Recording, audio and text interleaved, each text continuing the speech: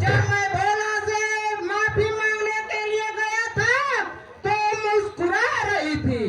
उसी हंसी का बदला आज मैं चुकाऊंगा। ठीक उस्ताद जी, अभी बांध रहे हैं।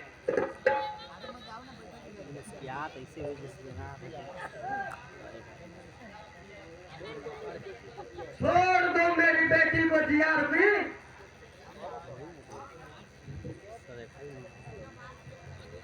छोड़ दो मेरी बेटी को जीआरपी, वरना सर फोड़ दूंगा लाठियों से अभी।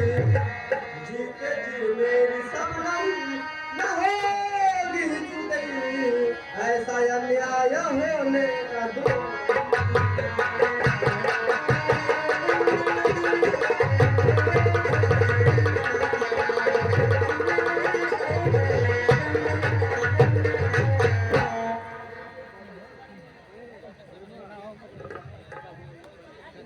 जिंदा है जब तलक ये भोला, सुनो जिंदा है जब तलक ये भोला, सुनो।